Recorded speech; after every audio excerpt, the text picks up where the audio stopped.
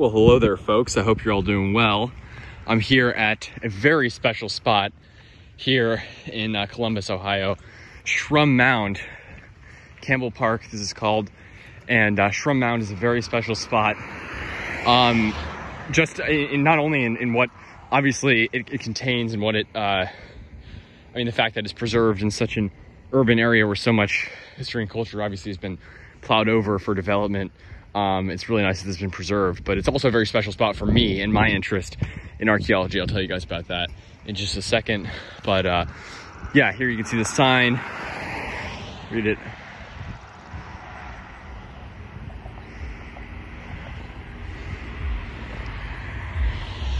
So yeah, you can see it talks about the Adena culture here. I don't believe this mound has actually ever been excavated, but I could be wrong. Maybe it's possible artifacts have at least been found near the surface. But it is pretty well believed that this is an Adena mound. And what are the Adena? The Adena are the first of three main mound and earthwork building groups in Ohio. There are others. I mean, there's the Mississippians to the south and to the west. But there's three main mound building groups in Ohio, in the Ohio River Valley. And the Adena are the first of the three. So the Adena existed from about it said 1000 BC. They formed roughly around 1800 BC, sometime in that era, and existed till about sometime around like 1 AD to 200 AD was around when they phased out. Most of their mounds, it says 100 AD here, most of their mounds were just conical mounds like this. Some of them had circle and ditch earthworks around it, but mostly just conical mounds, burial mounds. Most of their mound building was concentrated in the few centuries leading up to the beginning of the CE, Common Era, whatever you like to call it. So most of their mounds, around 300 to 200 BC, is a large mound building. I'd say it's when the height of the Adena mound building activity took place. After that, you have the Hopewell, who built more earthworks. They built, of course, mounds as well, but what they're most famous for are their earthworks. Most of the big earthworks in Ohio are Hopewell, although Serpent Mound, there's a debate about that. Whether it's Adena or Fort Ancient, which I'll talk about in a second. So that's not Hopewell. But Newark earthworks, the earthworks near Chillicothe, part of Hopewell Culture National Historic Park, those are all Hopewell. So they built the amazing Newark earthworks, which are just incredible. I've been there. I need to get a video of it. It's just incredible. So please check all these sites out.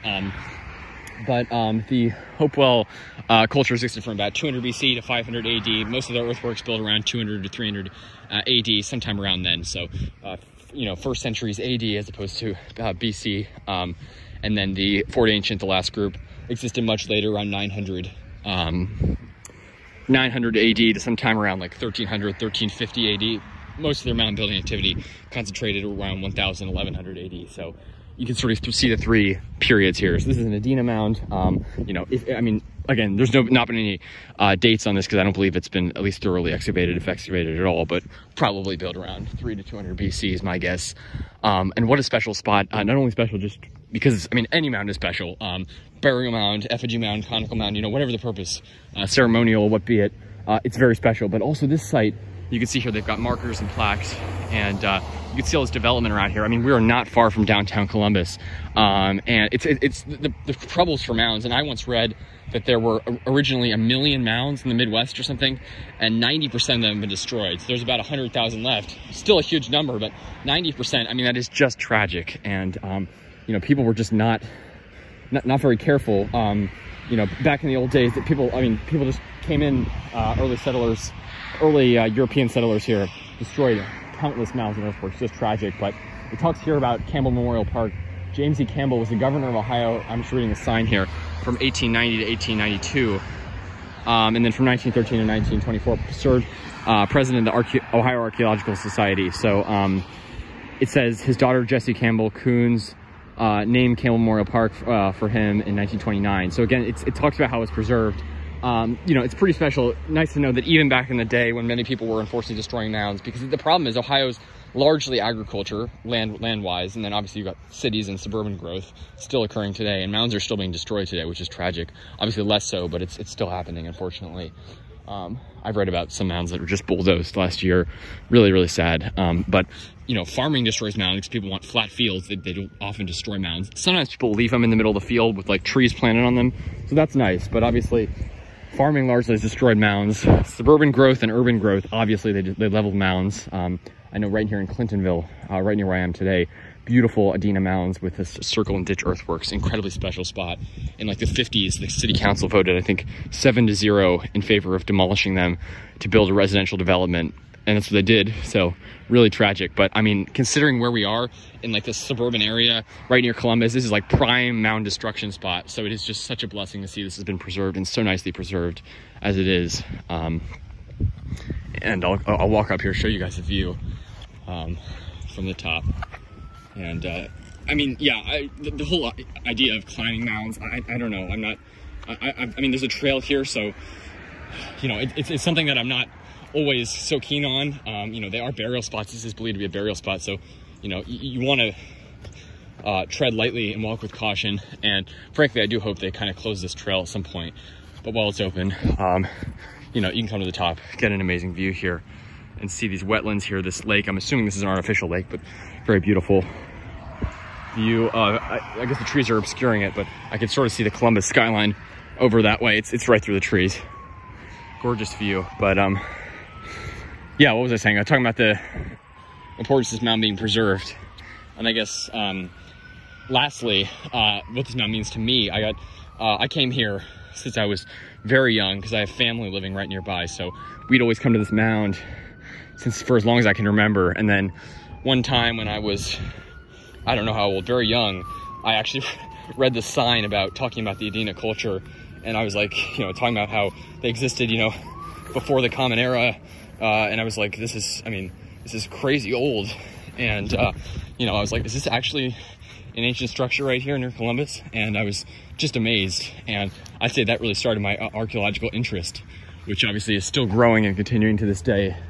So this is a very special spot for me. If it wasn't for this, I don't know what would have happened, but, you know, my interest is still just beginning. I know I'm still young, but, it just fascinates me. And this site is very special. I've been coming here off and on. It's been 3 years since I've been here. So this mound, it's actually been longer, but, this is just a very special spot for me. I've been coming here for a while. I always just love this park, and then seeing what this mound is and what it means.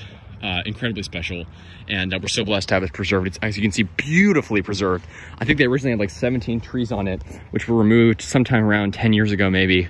I don't know how they got the stumps out of there. That must have been difficult, you know, with preserving the mound, but I actually think it's a good thing, because obviously when they were built, they didn't have trees on them. And obviously, you know, I'm not always in favor, you know, removing old trees, but if a tree does fall in a storm, you can see they're on an angle here. It's pretty easy for them to fall.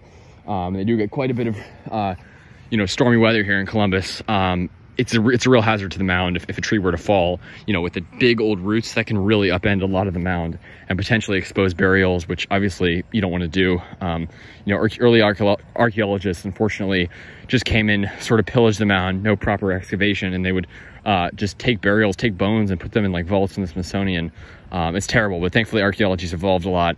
Things have changed, and it's an ongoing evolution. And you know, I think it's important. You got to work with those descendants of the Native people today. I saw this video of the descendants of some of the people who built, I guess, the Adena and the Hopewell. A lot of their descendants today obviously have been pushed into, I think the people were in Oklahoma, the descendants, and they were, I saw a video of them at a dedication ceremony for one of the Hopewell culture earthworks being added to the Hopewell Culture National Historic Park.